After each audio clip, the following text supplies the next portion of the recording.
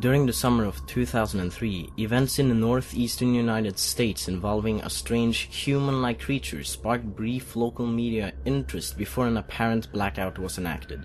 Little or no information was left intact, as most online and written accounts of the creature were mysteriously destroyed. Primarily focused in rural New York State, self-proclaimed witnesses told stories of their encounters with a creature of unknown origin. Emotions ranged from extremely traumatic levels of fright and discomfort to an almost childlike sense of playfulness and curiosity. While their published versions are no longer on record, the memories remain powerful. Several of the involved parties began looking for the answers that year. In early 2006, the collaboration had accumulated nearly 24 documents dating between the 12th century and present day, spanning 4 continents. In almost all cases, the stories were identical. I've been in contact with a member of this group and was able to get some excerpts from their upcoming book, The Rake. A Suicide Note, 1964. As I prepare to take my life, I feel it necessary to assuage any guilt or pain I have introduced through this act. It is not the fault of anyone other than him. For once I awoke and felt his presence, and once I awoke and saw his form. Once again I awoke and heard his voice, and looked into his eyes. I cannot sleep without fear of what I might next awake to experience. I cannot ever wake. Goodbye. Found in the same wooden box were 2 empty envelopes addressed to William and Rose, and 1 loose personal letter with no envelope. Dearest Linny, I have prayed for you. He spoke your name. A journal entry, translated from Spanish, 1880. I have experienced the greatest terror. I have experienced the greatest terror. I have experienced the greatest terror. I see his eyes when I close mine. They are hollow, black. He saw me and pierced me. His wet hand, I will not sleep. His voice. A mariner's log, 1691. He came to me in my sleep. From the foot of my bed I felt a sensation. He took everything.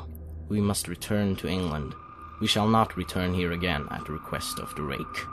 From a witness, 2006. 3 years ago, I had just returned from a trip from Niagara Falls with my family for the 4th of July. We were all very exhausted after a long day of driving, so my husband and I put the kids right to bed and called it a night. At about 4 a.m. I woke up thinking my husband had gotten up to use the restroom. I used the moment to steal back the sheets, only to wake him in the process. I apologized and told him I thought he got out of bed. When he turned to face me, he gasped and pulled his feet up from the end of the bed so quickly his knee almost knocked me out of the bed. He then grabbed me and said nothing. After adjusting to the dark for a half second, I was able to see what caused the strange reaction. At the foot of the bed, sitting and facing away from us, there was what appeared to be a naked man, or a large, hairless dog of some sort. Its body position was disturbing and unnatural, as if it had been hit by a car or something.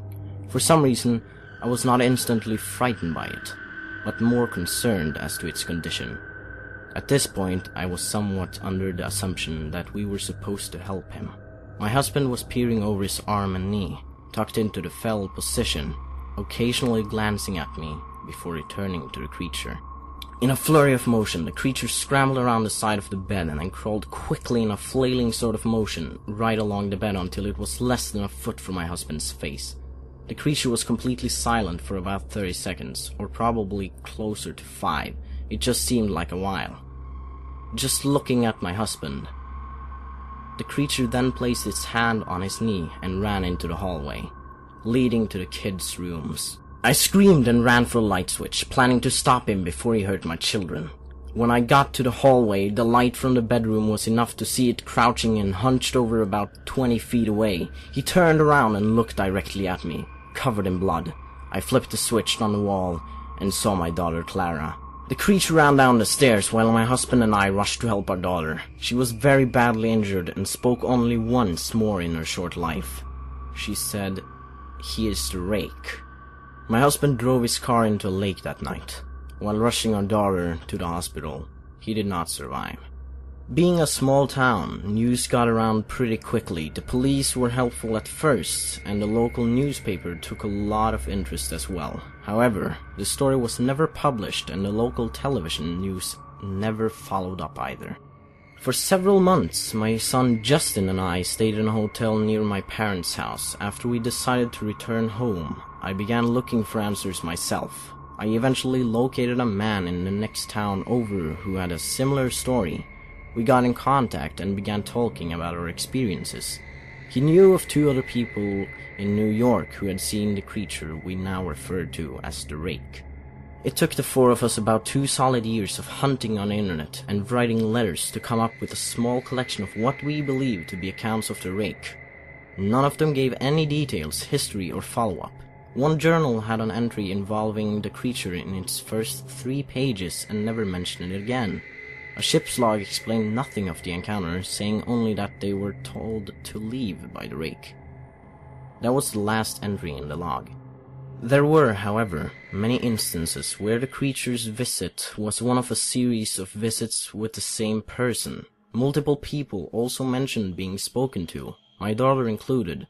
This led us to wonder if the Rake had visited any of us before our last encounter.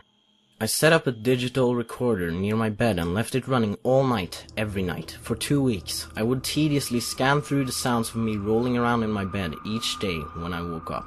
By the end of the 2nd week, I was quite used to the occasional sound of sleep while blurring through the recording at 8 times the normal speed. This still took almost an hour every day. On the first day of the 3rd week, I thought I heard something different.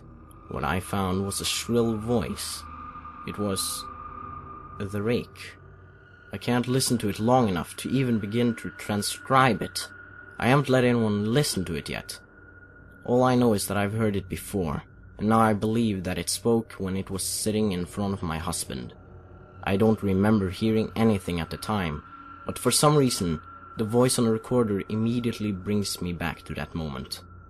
The thoughts that must have gone through my daughter's head make me very upset. I have not seen the Rake since he ruined my life, but I know that he has been in my room while I slept. I know and fear that one night I'll wake up to see him staring at me.